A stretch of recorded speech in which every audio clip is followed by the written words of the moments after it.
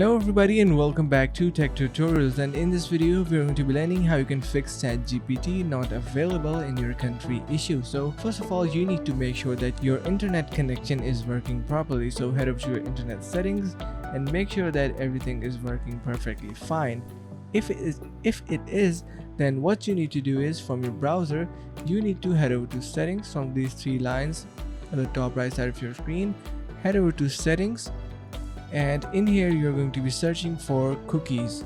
So simply search for cookies in the search bar, and once you do that you need to head over to these manage cookies and delete cookies, and from there you're going to be heading over to see all cookies and site data. Click on that, and in here you're going to be searching for OpenAI. You can see we have this OpenAI.